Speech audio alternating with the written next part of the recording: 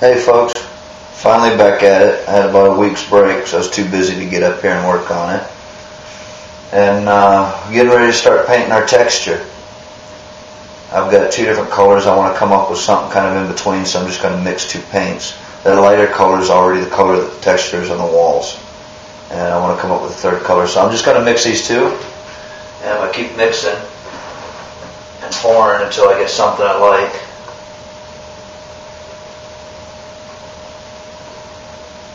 I start with about half and half because I need a certain amount of paint to begin with. But I want it darker than what I have here. I'm going to shake it up.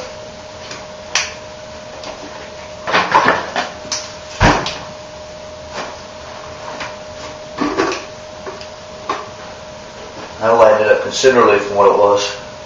See the colors on the edge of the can there. They're still just a touch darker. Come up with some weird old color here. Then I'm going to go grab some gray. My trim's going to be gray in the end. Big difference now. I haven't mixed anything yet, but you see the color gray. This is all paint that I bought to work on my house with. And that gallon of gray is actually a gallon that was turned out to be the wrong color. I'm also mixing I'm no painter either, guys. I'm mixing satins with base. I don't know if that's going to work. It's going with a little bit. I don't want to take that too dark. I could more easily go to the store and buy another gallon and pick out my color. But like I said, I've got all this laying around the house. I'm just going to try to make use of it. I'm not looking for anything special. Just something I like and it looks good.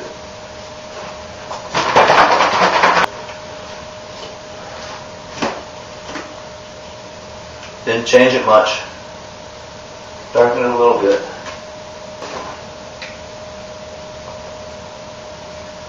I bet you that's going to do it.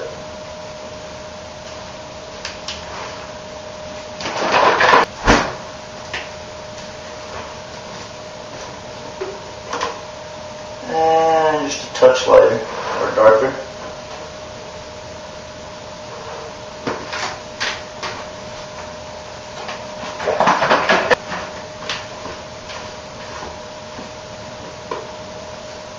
Just a touch darker. I'm actually trying to approach the original color a little bit. Just I didn't have enough paint to do it with that original color, so a little bit more gray, see what we get.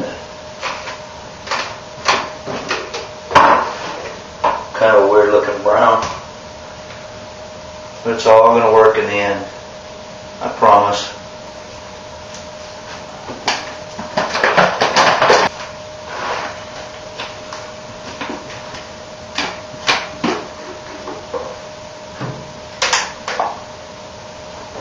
Can never keep paint off of me. Yep, guys, I think that's going to work. Close, but not quite dark as. There you go, right there. There's your original colors to, I went from a quarter gallon up to almost a full gallon. Not too far off. I'm going to use that. Two different size rollers here. The thick one is used when you want to get real good coverage and in those deep cracks. The thin one is used when you don't want it so much or you're going on a flat surface. I'm going to use the thin one for this wall. Just a little bit. You don't want a lot in there all at once.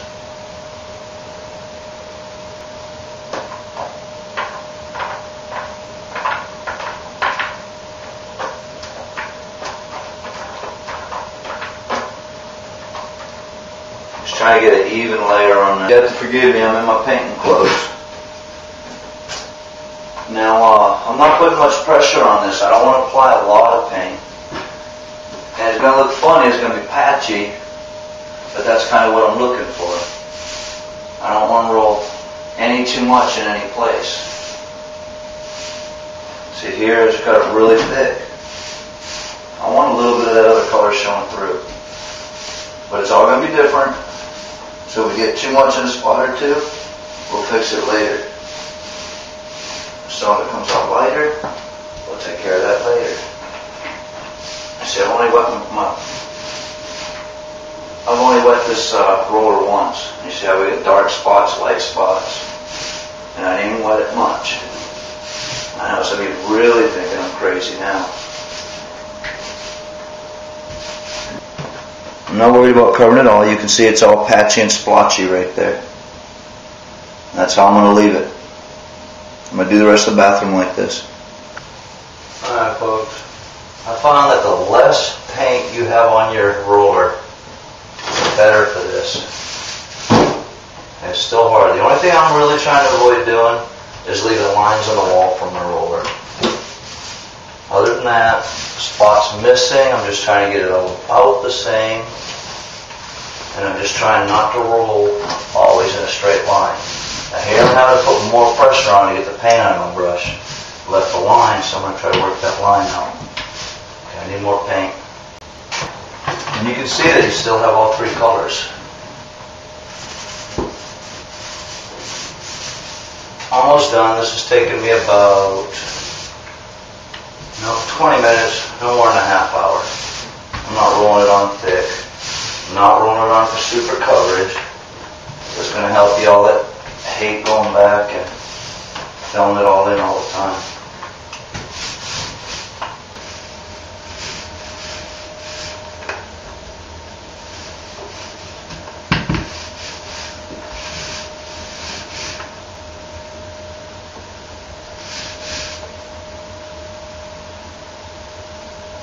See it a little bit better this way. See the lines? Just kind of try to obscure them a little bit. I'm going to leave it. We're going to work on this further.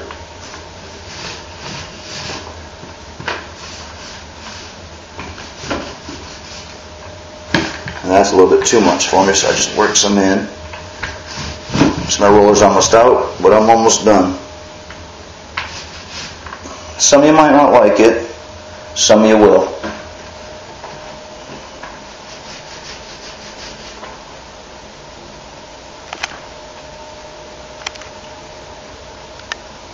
Looks funny. Alright folks, I don't want to get too much paint in my corners, so I don't use a paintbrush. I'm going to use an acoustic sponge like this. And this way I can still get my texture showing through. I'm going to use a straight edge to keep it off the ceiling. Just dab it in where you can get it.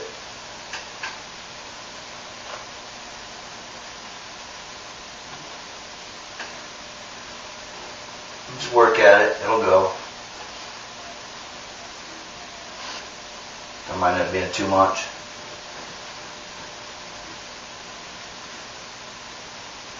I just had to get a sharp edge of it so I can get into the corner.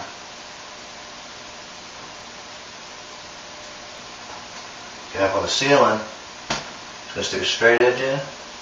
I'm just going to sponge it here and there. I'm pushing pretty hard to get it in there, but that'll work for me. I'll have to touch my ceiling up afterwards a little bit here and there.